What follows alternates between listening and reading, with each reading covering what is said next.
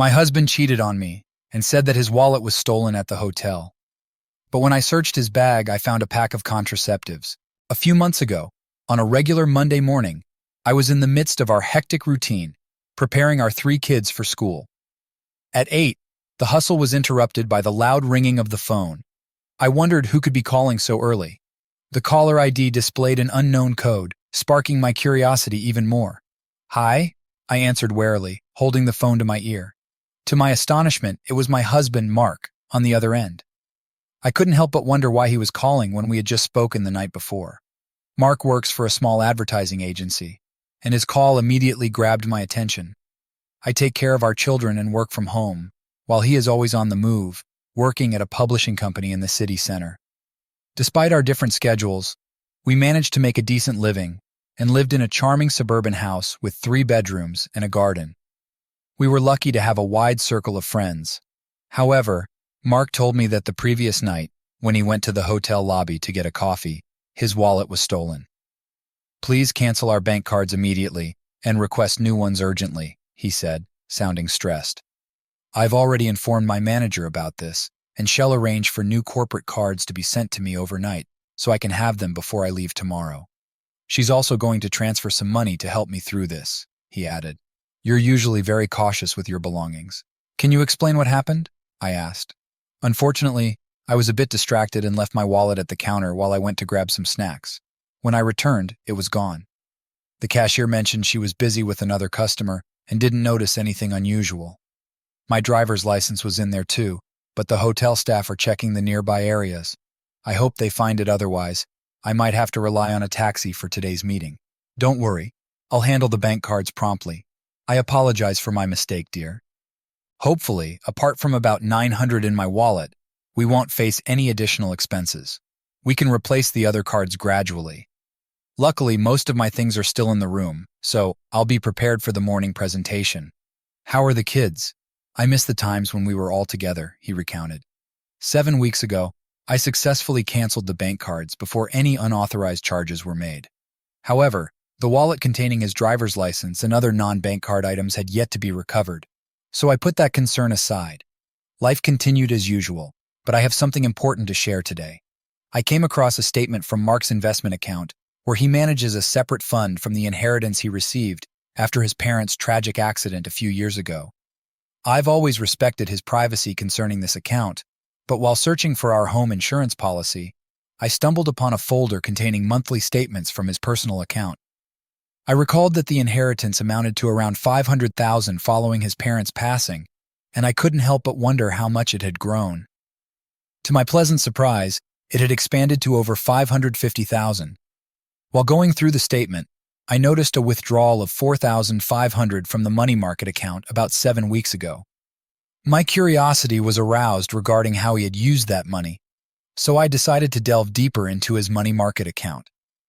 To my shock, I discovered that he had written a substantial check to a local jeweler just a couple of days after losing his wallet in the same city. I couldn't help but wonder what he had purchased at that jewelry store. He hadn't mentioned buying anything for me, and I hadn't heard him discuss acquiring jewelry for anyone else. Although he has a sister, I couldn't understand why she would need a $4,500 gift. After some thought, I decided to turn to the computer and visit the jewelry store's website. I jotted down their phone number for further inquiry. I picked up the phone and dialed the jewelry store's number. A woman introduced herself as a store representative and asked how she could help. After giving my name and specifying the transaction I wanted to ask about, I explained that we had an issue with the purchase and were wondering if there was a store warranty in place. She looked up the transaction in her computer and then asked about the problem with the jewelry. I was momentarily confused, wondering what kind of jewelry he could have bought. Fortunately, the woman on the phone quickly clarified, "Oh, I remember this purchase." When he visited our store, he was visibly upset and mentioned that his wedding and engagement rings had been stolen. He wanted to replace them, which proved to be quite a challenge. While we were looking for suitable options, he used the company's credit card as collateral and later sent us a check to cover the cost. Now that you've mentioned the issue with the jewelry, I'd like to assure you that our store provides a 90-day warranty for such situations. Is it possible that the diamond setting has become loose? This was confusing because Mark spoke of replacing the wedding and engagement rings, but never mentioned that he had lost them, only saying his wallet was stolen. It took me some time to process this new information. "Listen," I told the woman on the phone, "I need to discuss this with my husband before making any decisions. I'll get back to you later." With that, I hung up. While she seemed somewhat puzzled, my own confusion was far greater. It was becoming clear that the rings were in his wallet when it was stolen. But why would he carry them in his wallet if he had no intention of hiding his marital status from others? To the best of my knowledge, there were no professional reasons related to hiding one's marital status. However, if he wanted to appear unmarried in certain social situations, troubling thoughts began to fill my mind, suggesting that he might have thought about having an affair while away from home. The mere idea made my stomach turn. We had been married for 12 years and were blessed with 3 wonderful children, Sam, age 9, and Emily, age 7. I believed we had a perfect marriage and a happy family. Our personal life seemed fulfilling to me, or at least that's what I had believed. He traveled once a month, staying for 2 or 3 nights in distant cities. If he had such intentions, he might have seen it as a discreet opportunity. It seemed that losing the rings had deeply disturbed him, leading him to opt for replacements that closely resembled the originals. I had purchased those rings with my modest earnings, so they were not extravagant, and creating a near replica wasn't too expensive. He could have reported the loss to the insurance company, but I probably would have found out. If his wallet was genuinely stolen at the hotel, he should have reported it. I couldn't help but wonder what he claimed as missing. I decided to find the hotel's contact number and made the call. I asked about any records related to the theft of my husband's belongings. Surprisingly, they confirmed having a written account of the incident. I requested a copy to be emailed to me, and I received it shortly. The report was composed and signed by Mark himself. In the statement, Mark mentioned that his wallet was stolen while he was dancing in the hall. He had left his wallet at the booth where he was sitting, and upon his return, it was gone. Remarkably, Mark explicitly noted his hesitation to involve the police. As I took in this information, my thoughts raced, overwhelmed by the implications of what I had found. He had lied to me not only by hiding the truth about the stolen rings, but also by making up a story about shoplifting. While there could be another explanation, my mind couldn't come up with anything other than the unsettling thoughts swirling in my head. It became clear that I needed to understand the significance of losing those rings, or else they would continue to occupy my thoughts and drive me crazy. One thing was increasingly evident: those rings were in his wallet when he was dancing with an unknown person. Several weeks had passed since the incident, and he was about to leave on another trip in a few days. I realized I needed to get more details about his schedule for the upcoming trip. I wanted to understand what he typically did in the evenings away from home. If he was involved with other people, perhaps losing the rings had been a wake-up call, making him reconsider his actions. I knew that if I discovered his infidelity, it would likely mean the end of our marriage, though I dreaded considering how it might affect our children. He was undoubtedly a great father, but I couldn't bear the thought of him having custody of the kids, especially with his frequent business trips. My mind raced desperately, looking for any potential clues to reveal his faithfulness. What other information might hint at his actions during his trips? Did he engage in unprotected encounters or insist on using contraceptives? I assumed he would opt for protection because he wouldn't want to risk bringing home infections or the possibility of an unwanted pregnancy. After all, I had a vasectomy after the birth of our second child, making pregnancy impossible. He couldn't rely on the people he met having protection, so he must have had his own supply. One question remained: where did he keep them? It was unlikely he stored them at our house or in the car, so the office seemed the most likely place. He probably carried them with him on business trips. I knew he transported his work papers, laptop, and presentation materials in a large briefcase he kept in his office, but if he had an early morning flight, he'd bring his bag home the night before, then pack it in a suitcase for the airport. This detail was crucial. I needed to find an opportunity to search the briefcase before his departure. I hoped his next trip involved an early morning flight. I made a deliberate choice to stay calm and composed, not showing any signs that something was wrong. As it happened, when the kids returned from school, I was busy with various tasks and had little time to dwell on my suspicions. Nonetheless, the fear of his infidelity continued to linger in the back of my mind. When Mark returned from work, I found myself in a bit of a mess while preparing dinner. I accidentally spilled a dish of beans, creating a mess on the floor. The resulting chaos of cleaning up and managing the kids' activities left me looking somewhat disheveled. Fortunately, he didn't seem to notice any unusual behavior from me at that moment. After the commotion settled and everything was cleaned up, I greeted him with a kiss on the cheek. We sat down at the table, as we usually did, to enjoy dinner and engage in our typical chit-chat. Given our usual routine, I didn't expect him to have any growing suspicions about his upcoming trip. "So, you're heading out on another trip in a couple of days?" I asked. "Yes," he replied with little enthusiasm. "It's the same old routine. I'm not looking forward to it." My curiosity prompted me to dig deeper. "If you don't enjoy it, have you thought about applying for a different role? You've been with the company for quite a while and have a good understanding of various aspects of its operations. I think you could adapt to almost any position." He mentioned his desire to gain more experience before moving to a desk job. However, I gently appealed to his conscience. "The kids and I really miss you when you're not home," I added, hoping to evoke a sense of guilt. "I know. I'm sorry," he responded sympathetically. "I miss all of you too." Looking for more details, I continued. "So where exactly are you headed this time? Will you be leaving in the morning, giving us a chance to spend some time together before you go?" I held his gaze, mindful that our children could hear us. Despite trying to appear normal, my anxiety was evident as my stomach churned, making it hard to eat. He seemed to think everything was fine, as his reaction mirrored mine. I wondered if he had stomach issues, but it turned out he was eating without much enjoyment. Perhaps my suspicions were unfounded, but the urge to search his briefcase still lingered, as it could potentially provide insight into his loyalty. "I'm only going to Newton, so I'll be leaving tomorrow morning at 7:30, he mentioned. "I need something to keep me going until I return on Saturday," he added playfully, giving me a wink. I responded in a similar playful manner, trying to maintain a sense of normalcy. To my surprise, he blushed in response. His comment about bringing his briefcase home the night before his trip suggested he wouldn't be stopping at the office before heading to the airport. Given his seemingly genuine attitude about the upcoming trip in front of our children and me, one might assume that either he hadn't been involved in any infidelity during his travels, or he had become skilled at hiding such behavior. I hoped to uncover the truth when I examined the contents of his briefcase. On the evening before his planned trip, Mark returned home in high spirits. He parked his car next to mine in the garage as usual, and appeared visibly excited. This left me wondering if his excitement was due to our conversation, or if there was another reason behind it. Upon entering the house, he didn't bring his briefcase with him, assuming it was still in the car.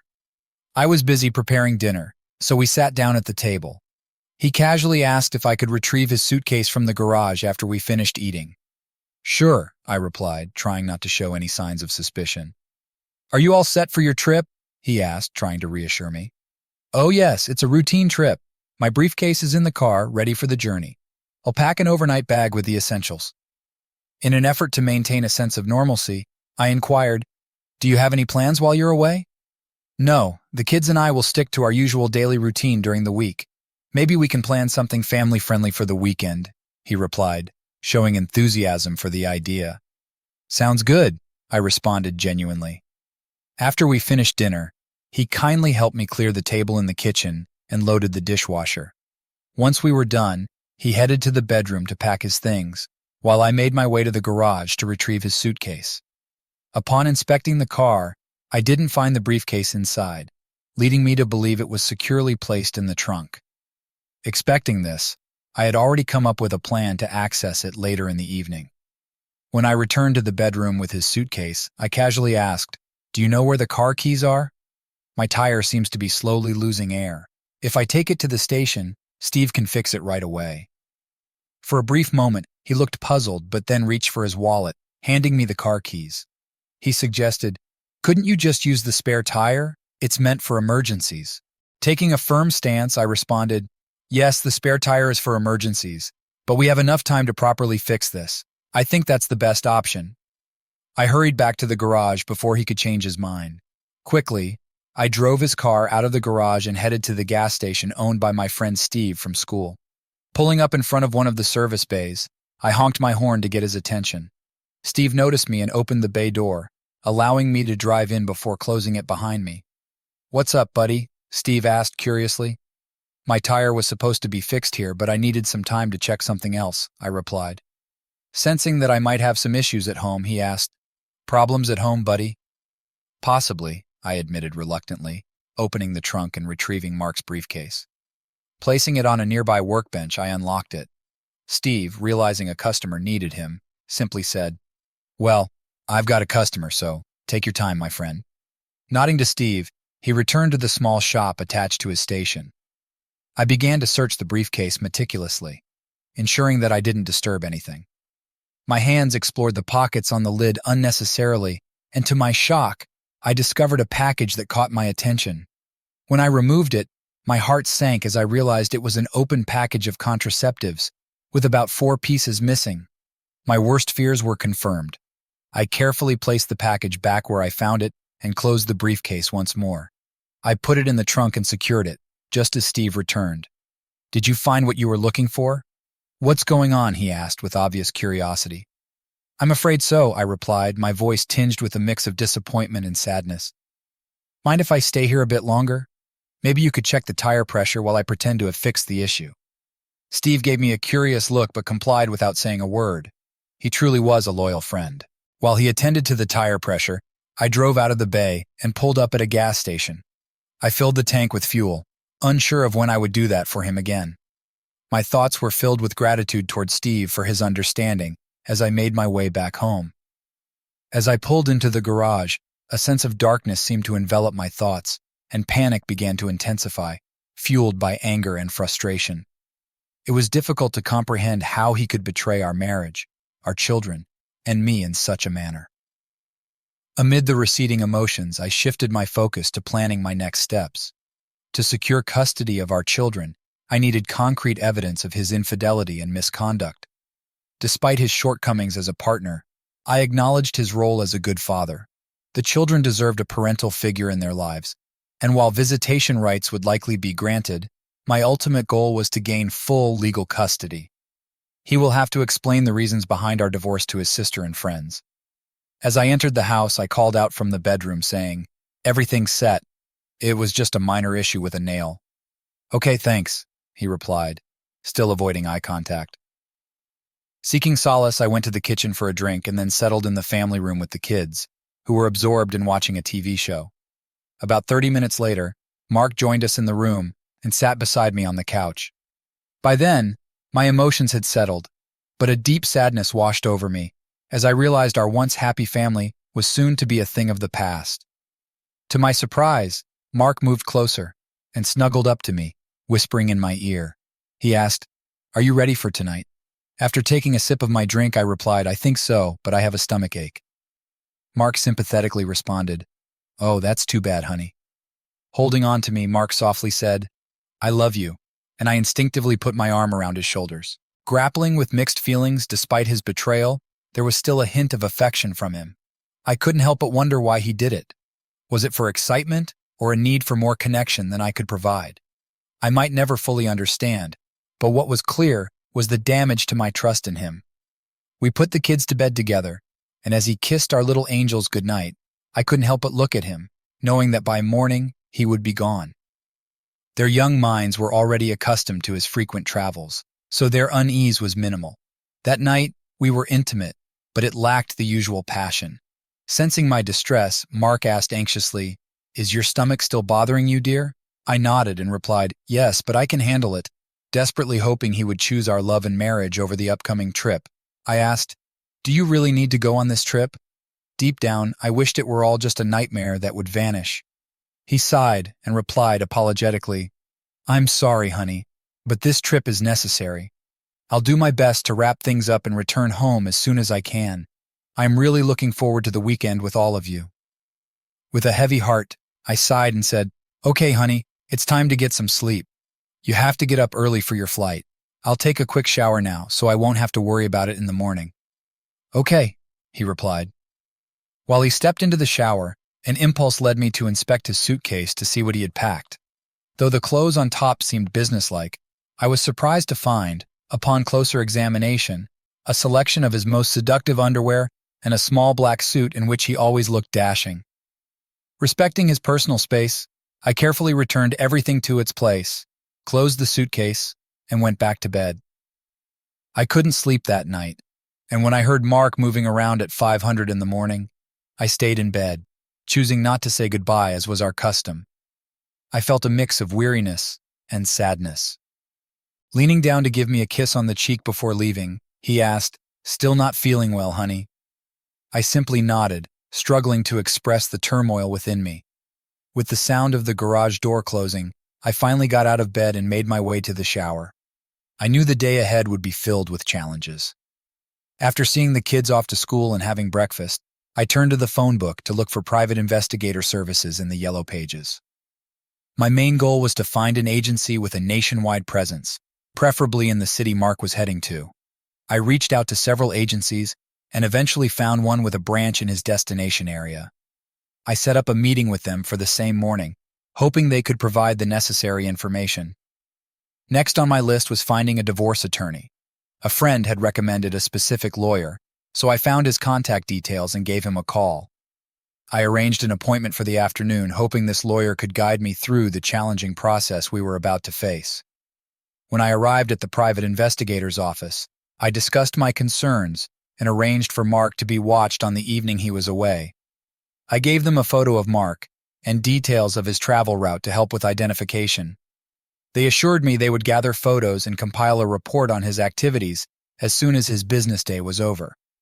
To ensure smooth communication, they agreed to send information via email to their Newton office and promised to provide a comprehensive report by Monday morning.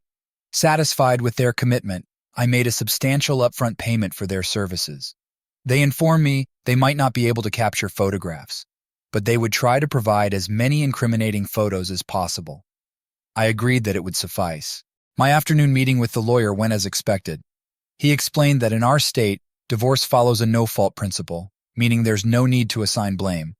However, given that I am the primary caregiver for our children, it's likely I will be granted custody.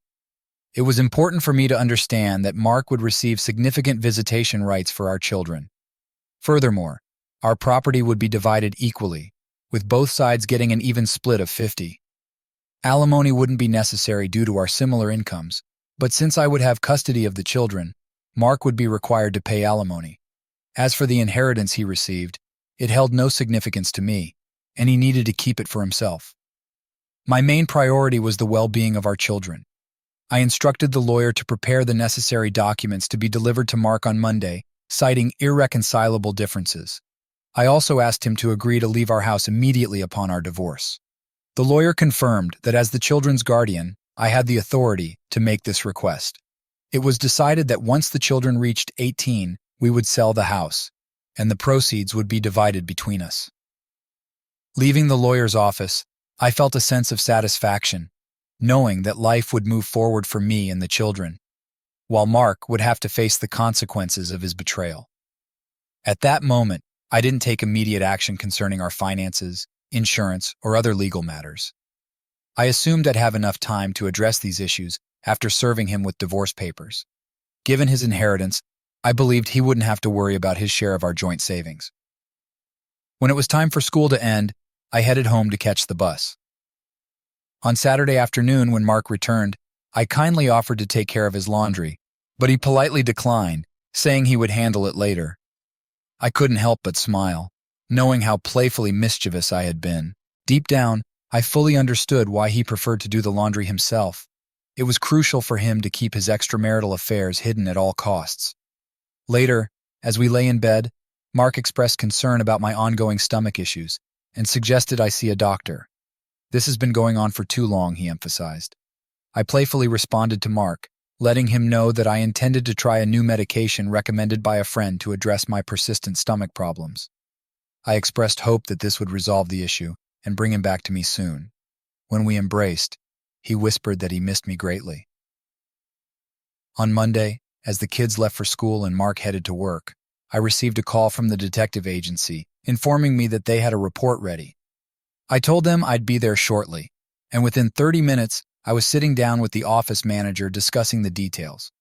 The office manager informed me that a report with attached photos had been emailed from Newton that morning. He admitted he hadn't had time to read the entire report, but upon a quick scan and a glance at the photos, it seemed highly incriminating. I took a copy of the report and started reading its contents. The subject of the report was identified as Mark Anderson. According to the report records, the surveillance of the man began at 5:45 p.m. on Tuesday, May 12th, in the lobby of the Newton Hilton Hotel. His identity was confirmed by comparing a photo obtained from the Westfield office. Upon closer examination of the report, it turned out that he was wearing a company badge, further confirming his identity. Moreover, the report detailed the movements of the subject and noted he was carrying a briefcase when he entered the elevator. A staff member accompanied him and verified his arrival at room 212 at 5:48 p.m.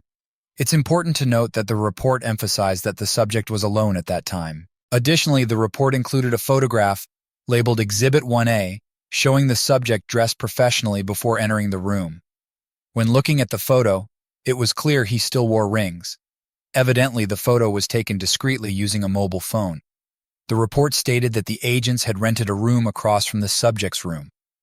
At 7 p.m., they received a signal that the subject had left his room and was heading for the elevator. A minute later, at 7:01 p.m., the subject exited the elevator and entered the lobby. The report noted he was dressed as described in Example 1B. Upon examining Example 1B, it became evident that Mark was wearing a small black suit paired with dress shoes. He was also adorned with a watch I had given him for our 15th anniversary celebration. However, what stood out the most was the absence of wedding rings on his left hand. The photo showed clearly that he wasn't wearing them. The report mentioned that the staff had rented a room across from his. A minute later, at 7:01 p.m., the subject exited the elevator and entered the lobby.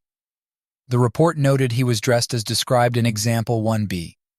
Upon examining Example 1B, it was clear that Mark was wearing a small black suit paired with dress shoes.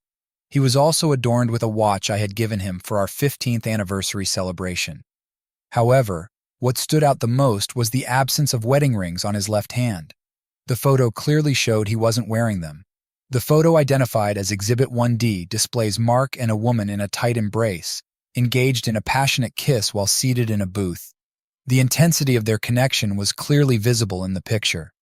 At 10:45 p.m., the report noted that both individuals left the restaurant. They then took the elevator and went to Mark's floor. Another photo labeled Exhibit 1E captures the moment when Mark and the woman entered his room, specifically room 212. In this image, Mark appears slightly intoxicated, but undeniably pleased with the evening's events. At 1:05 a.m., the woman exited Mark's room and left the building. The report included the license plate number of a car registered to Catherine L. Evans, residing at 9632 River Road in Newton. Notably, Catherine L. Evans was married and had 3 young children. As I read further into the report's details, it became clear that Mark repeated his actions the following night with another woman. The report bore the signature of an investigator from Newton. This discovery filled me with deep anxiety and resentment. It became clear that my husband was leading a promiscuous life while he was away from home. I couldn't come to terms with his actions. It was a betrayal that exceeded my worst fears. Even the fact that Mark had lost his wedding rings didn't stop him from being careless. After settling the bill with the private detective, I thanked them and left. I made sure to take 2 additional copies of the report, which were saved on a USB drive, to keep them secure. Once I got back home, I wasted no time and immediately called my divorce attorney. I asked about the status of the divorce papers, and the attorney confirmed they were ready for filing. Without hesitation, I instructed them to initiate the filing process and specifically requested that the papers be served to him publicly at his workplace the following day. The attorney assured me that this could be done smoothly and asked for his workplace address, which I promptly provided. My intentions were clear. I wanted to humiliate him during the legal proceedings. Serving him the divorce papers at his workplace not only satisfied my desire for revenge, but also served as a form of justice for his actions. That night, there was no affection between us. Mark seemed to sense that something was wrong, perhaps suspecting that I had discovered something unsettling. Though he didn't directly voice his concerns, he expressed hope for my quick recovery. Interestingly, he also appeared somewhat distant, but I chose not to comment on it and simply ignored it. The next morning, I woke up early after a night of little sleep. I immersed myself in work on the computer until I heard the children waking up, and then I went to the kitchen to prepare breakfast. After the meal, I said goodbye to Mark when he left for work. He approached me for a hug and a kiss, but I responded with a half-hearted embrace, encouraging him to leave quickly. At that moment, I sensed he might have had an idea of what was coming. As I closed the door behind him, tears welled up in his eyes and he whispered, "I love you." After his departure, profound sadness washed over me, and I felt an urge to release my tears. Yet I quickly composed myself as the children needed my attention, and I needed to prepare them for the school bus. Around 9:30 a.m., the phone rang, disrupting our morning routine. Displaying Mark's workplace on the caller ID, I answered the call without uttering a word. There was a brief pause as the caller realized I wasn't inclined to engage in conversation. In a trembling voice and a whisper, Mark said, "I'm sorry." Shortly after, the line went silent, and I remained quiet as well. Mark didn't return home that night, and I wondered if he continued his deceitful game, seemingly indifferent to his family. While I knew my anger was justified, I also considered that I might have been too harsh on him. The children, saddened by their father's absence, wondered where he was. To lift their spirits, I invited them to have dinner at a local diner. By the time we returned home after dinner, the kids were exhausted and went straight to bed. The next morning, Mark called with a request. "Honey, can I come home and pack my things? Can we talk?" Initially, a sense of guilt welled up within me, but it quickly faded. I replied calmly, "Why don't you come between 10 and 1? Then the kids and I won't be here." Regarding our conversation, I made it clear that I'd speak with him one-on-one in my lawyer's office only after he signed, notarized, and returned the divorce documents. "Then I'll listen to whatever you have to say," I added.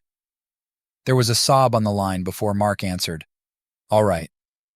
Shortly after, the phone went silent again. He signed the divorce papers, and 6 months later, our marriage officially ended. It turned out that he became a parent during the affair. Unfortunately, when he tried to hide it from his last lover, contraception failed. Considering it was near the childbearing age, even if I hadn't found out about his infidelity through the lost rings, the truth would probably have come out eventually. There were rumors that he had started dating again. If he ever gets close to getting married again, I've thought about honestly warning his future spouse about his unfaithfulness. It seems unnecessary for him to deceive and hurt another person. We had a meeting, and during our conversation in my lawyer's office, I shared my thoughts with him. He pleaded with me to reconsider the divorce decision. He talked about how difficult it was for him not to have unrestricted access to our children. However, I explained that I couldn't trust him anymore. Then he mentioned that he had seen a psychologist who diagnosed him with hypersexuality. He assured me that his impulses were now under control. Despite his explanations, I told him that it wasn't enough for me. Even if he claimed to have his urges in check, the fact that he hadn't sought help earlier indicated a lack of proactive effort on his part. If he had addressed his desires from the beginning, he might not have found himself in the current situation. When I left the lawyer's office, he continued to cry. Having recently reconnected with a school friend who keeps me updated, I learned that he works at a nightclub. He mentioned seeing my ex-husband at the club where he works on several weekend nights. He frequents the club with different partners and behaves provocatively. I was deeply hurt that my children have such an irresponsible father. Perhaps my ex-husband never recovered from hypersexuality. A friend of Mark's also called me and informed me that Mark was in poor health. She said my ex-husband needed my help because he had contracted an STD. Meanwhile, he continued his promiscuous lifestyle. I sympathized with him, but conveyed that I couldn't offer any help, nor did I want to. Mark chose this lifestyle and its associated health issues. I began dating again, and it seems I found someone special. This man, around my age and divorced himself, discovered his ex-wife's infidelity and didn't tolerate such behavior. He possesses strength and resilience, qualities I genuinely admire. It seems that my children also like him. I believe this is a natural progression, and it's only a matter of time before I consider taking our relationship to a new level.